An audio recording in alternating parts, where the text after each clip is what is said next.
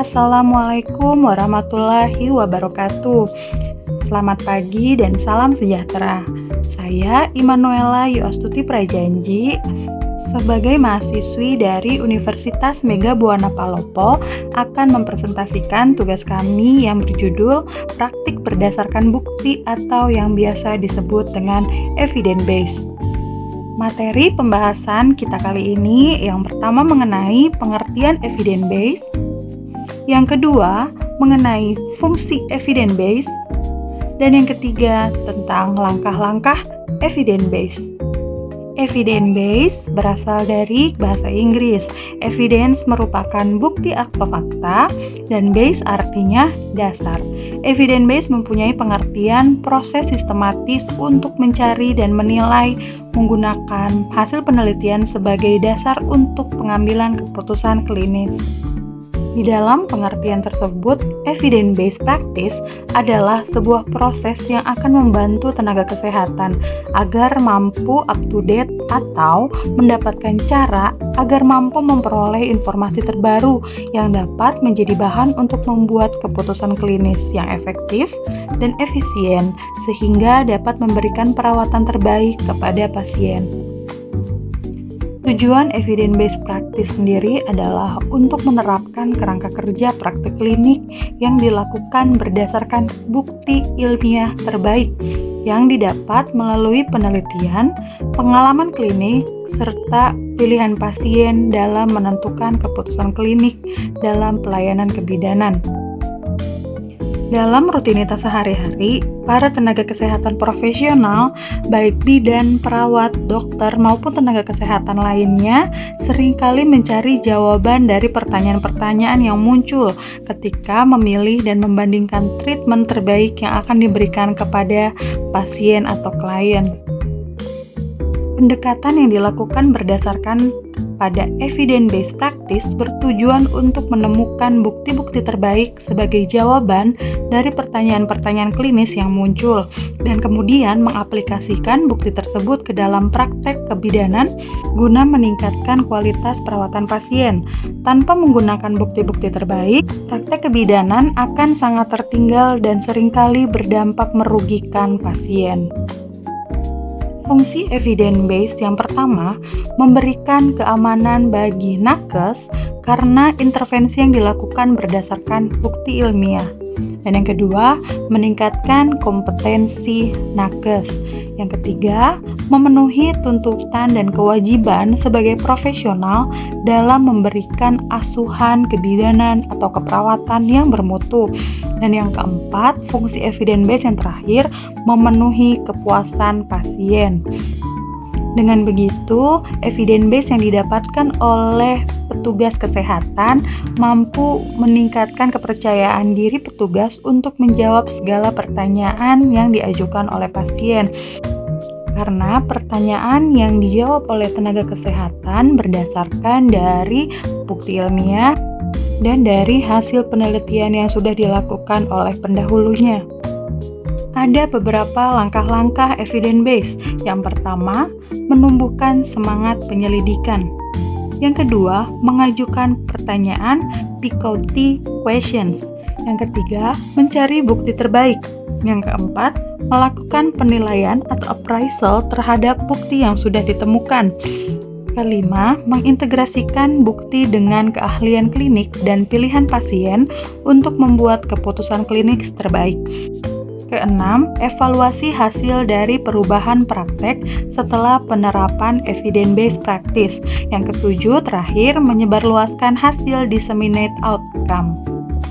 Menumbuhkan semangat penyelidikan atau inquiry adalah semangat untuk melakukan penyelidikan, yaitu sikap kritis untuk selalu bertanya terhadap fenomena-fenomena serta kejadian yang sering terjadi saat praktek dilakukan oleh petugas kesehatan dalam melakukan perawatan kepada pasien. Namun demikian, tanpa adanya budaya yang mendukung, semangat untuk menyelidiki atau meneliti, baik dalam lingkup individu atau institusi, tidak akan bisa berhasil dan dipertahankan bila tidak ada semangat untuk melakukan penyelidikan atau penelitian. Dengan begitu, dibutuhkan mentor yang memiliki pemahaman mengenai evidence-based practice yang mampu membimbing nakes untuk mengatasi tantangan atau hambatan yang mungkin terjadi. Untuk mencari informasi atau literatur dapat menggunakan komputer, laptop, atau smartphone yang biasa digunakan oleh tenaga kesehatan pada umumnya. Yang kedua adalah mengajukan pertanyaan PICOT questions, yaitu P adalah pasien, populasi, atau masalah, baik itu umur, gender, ras, ataupun penyakit. I adalah intervensi, baik itu meliputi treatment di klinik maupun pendidikan dan administrasi. Selain itu juga, intervensi juga dapat berupa perjalanan penyakit ataupun perilaku berisiko seperti merokok contohnya. C atau comparison merupakan intervensi pembanding yang bisa dalam bentuk terapi, faktor resiko, placebo, ataupun non-intervensi. Sedangkan O atau outcome adalah hasil yang ingin dicari dapat berupa kualitas hidup. Dan selanjutnya adalah T atau time frame atau kerangka waktu. Dan selanjutnya yang ketiga adalah mencari bukti terbaik. Bukti terbaik ada 5 tingkatan yang bisa dijadikan bukti atau evidence menurut Guyat atau Reni di tahun 2002. Yang pertama, bukti yang berasal dari meta-analis atau systematic review. Yang kedua, bukti yang berasal dari desain RCT. Yang ketiga, bukti yang berasal dari control trial tanpa randomisasi.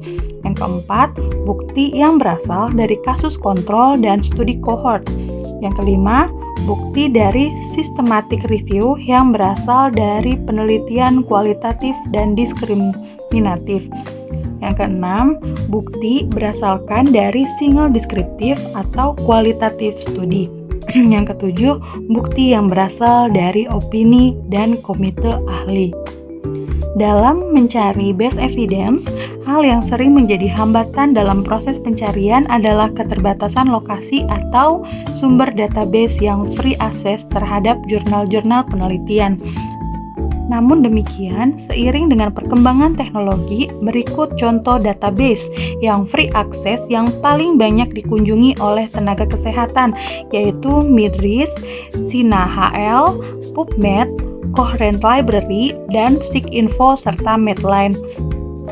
Beberapa database yang disebutkan tadi memuat berbagai literatur kesehatan dari berbagai sumber. Dan database tersebut dapat membantu kita untuk mencari bukti evidence-based yang dapat kita gunakan untuk mencari jawaban dari setiap pertanyaan yang diajukan pasien, maupun untuk meningkatkan pengetahuan kita terhadap beberapa praktik klinis dalam praktik bidanan yang kita lakukan sehari-hari. Yang keempat, langkah-langkah evidence-based adalah melakukan penilaian atau appraisal terhadap bukti-bukti yang ditemukan. Setelah menemukan evidence atau bukti yang terbaik menurut kita sebelum diimplementasikan ke institusi atau praktek, yang perlu kita lakukan adalah melakukan appraisal atau penilaian terhadap evidence tersebut.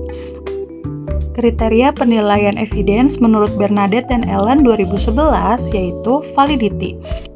Evidence atau penelitian dikatakan valid jika penelitian tersebut menggunakan metode penelitian yang tepat. Contohnya, apakah variabel pengganggu dan bias dikontrol dengan baik. Yang kedua, reliability.